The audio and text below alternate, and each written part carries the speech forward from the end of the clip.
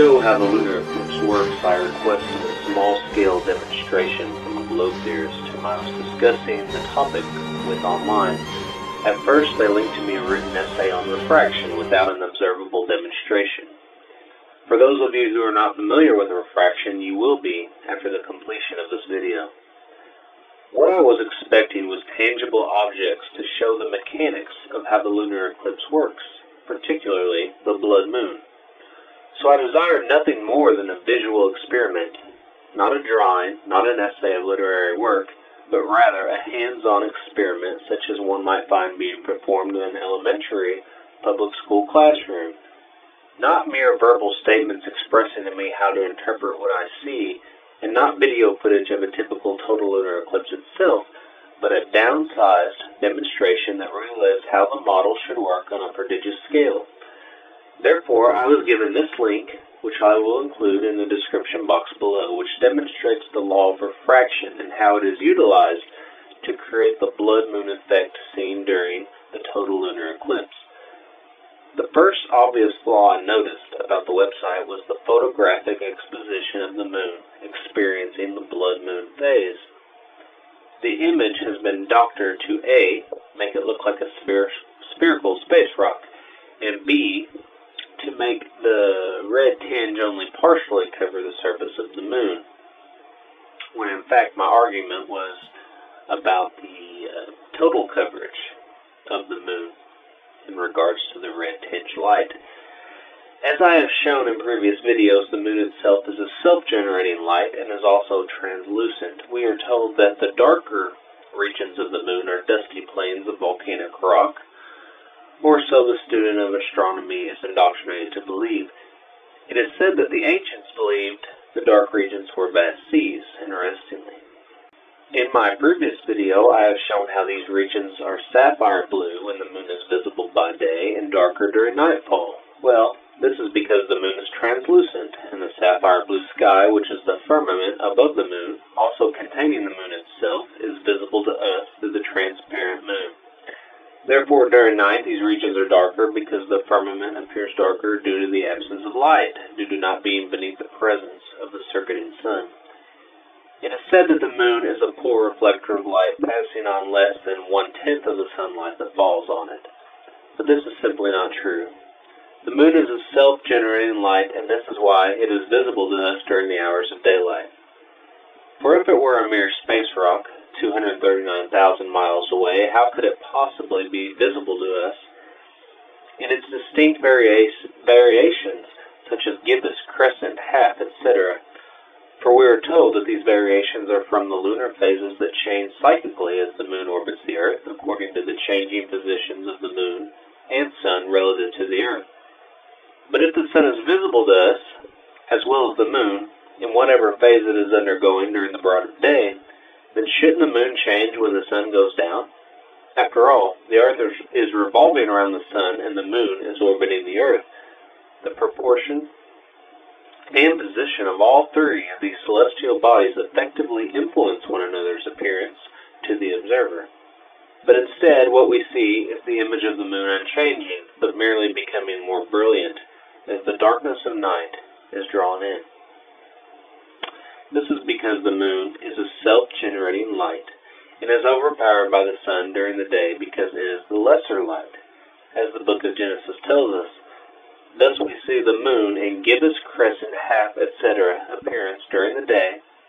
At the same time we see the view of the sun, and then we see this appearance unchanged when the sun is out of sight, supposedly due to heliocentric movement. What we do see is a more brilliant moon when the rival known as the sun is removed from us. Therefore, the photograph of the moon on the website is not realistic, for the moon is not a spherical space rock reflecting light. On page 94, The Book of the Moon by Tom Foley, whose name ironically emphasizes the folly of the information he presents in the book, it reads, "Total lunar eclipses, which can last up to 1.5 hours, occur when the moon passes entirely into the Earth's umbra. And even then, they rarely render the moon completely invisible. usually turning it a coppery color due to the sunlight's refraction by the Earth's atmosphere. It is noteworthy that partial eclipses also occur when the Sun, Moon, and Earth become roughly aligned, as opposed to being precisely linear during the total lunar eclipse. During the partial eclipse, the Moon passes through the penumbra. But for this argument, I want to concentrate on the total lunar eclipse, the blood moon in particular. The instruments used in the experiment include a semicircular glass block. The glass block is supposed to represent the atmosphere of the Earth, and the red light seen veiling the moon surface during a blood moon is physically and optically projected in a ricochet effect. The website suggests to us, due to reasons beyond the scope of this course, all other colors are filtered out except for the red portion. Thus, when the reddish light enters the atmosphere, it is slightly refracted towards the Earth's surface, and when it leaves, it is refracted once again. This double refraction, similar to the glass block above, causes the red light to reach the moon's surface, although there is no straight line path for the light to travel from the sun to the moon. So as we see in the picture, the green laser light is supposed to represent the sun, and the glass block is supposed to represent the atmosphere of the moon. The problem with this theory is omitted if you didn't notice. It stated there is no straight line path for the light to travel from the sun to the moon. Well, this is because the Earth is obstructing the path for light to travel. So in turn, how can we be certain that the beam of reddish light could even touch the moon's surface when the sun, moon, and Earth are experiencing a perfect and inimitable alignment? As this video of a blood moon shows, the entire face of the moon is often illuminated red, not just a portion of it. Therefore, if the Earth is obstructing the path of sunlight, causing the umber of the Earth to veil the moon, then what are the chances that the refracting light will also bathe the entire moon in red? Closely examine the images of the laser light experiment, showing the green laser light refracted diagonally from the point of contact, which is the semicircular glass block representing the atmosphere of the Earth. And note that during the total lunar eclipse, the model explains that the Sun, Earth, and Moon are supposedly in a perfect alignment. Therefore, is it really plausible to conclude that if this alignment model is true, that not only is the Moon passing through the umber of the Earth, but the refracting red light is bouncing off the atmosphere of the Earth and completely veiling the entire Moon in red? After all, if we observe this experiment closely, we see that the laser light refracts in random diagonal directions. This is due to the angle of refraction and depends greatly on the optical density of the object. Consider the experiment again. It teaches that the moon looks red due to refraction. Sunlight consists of all the colors, and all other colors save red are being filtered out. When the reddish light, hence the green laser, enters the atmosphere, hence the glass block, it is slightly refracted towards the Earth's surface, and when it leaves, it is refracted once again. This double refraction, hence the green laser light and the glass block, cause the red light to reach the moon's surface. Although there is no straight line path for the light to travel from the sun to the moon, because the Earth is obstructing the way.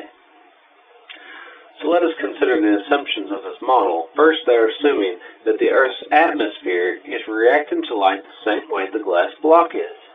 The experimental proof is also assuming that the sunlight will act upon the Earth's atmosphere the same way the green laser light acts upon the glass block. And third, they are assuming that the eclipse is caused by the alignment, in accordance with the heliocentric model, thereby assuming the heliocentric model to be a reality. Therefore, the reality they uphold is also a mere assumption, impossible to observably prove. The refraction theory, or law, when associated with the eclipse, cannot be conclusive based on using a semicircular weighted glass and a laser light. This does not demonstrate beyond doubt that we are seeing this during an eclipse. The Earth's atmosphere would have to act as the glass object used in the demonstration, and the sun would have to act as the laser light, which cannot be conclusive because A, the sun is not a laser, and B, the Earth is not a semicircular glass mass as used in the demonstration, and C, the alignment model cannot even be proven to be a reality. The refraction of light as shown in the demonstration, with diagonal and not straight way. During a full blood moon, the entire surface of the moon is veiled as opposed to a partial blood moon. One could argue that the distances between the three bodies relative to their size poses no problem in tinging the entire moon red, let alone partially. Does this theory truly satisfy the student of astronomy? After all, there are occurring total lunar eclipses that are not blood moons. Furthermore, not only was the demonstration using insufficient instruments, but the Sun, Moon, and Earth are much larger in scale and not proportionally accurate to the devices used in the experiment. This, of course, is natural in any hands-on experiment, but as for me, I did not find it convincing enough to make it a non-negotiable fact. This is because I know that the moon is transparent, and it is not a reflector of light. I also know that there are invisible bodies that move around the moon, and these bodies act as filters when they pass in front of the moon, screening its light. I propose that one of these bodies that are invisible and unperceivable to us cause the blood moon. I will provide a link to my video that further explains these mysterious and suppressed invisible bodies. Some time ago, I did a video explaining that there are no planets, as we have been taught, and that planets merely denote constellations. In 2 Kings 23, chapter 23, verse 5 of the Holy Bible, we read, "Them also that burn incense unto Baal, to the sun, and to the moon, and to the planets, and to all the hosts of heaven." Although I taught in my previous video that planets denotes constellations, I have now considered an alternative view that perhaps planets is referring to these invisible bodies that cause lunar eclipses, solar eclipses, and the waning of the moon. It is possible that there are numerous invisible bodies we could consider to be called planets, as depicted in this ancient Babylonian iconography.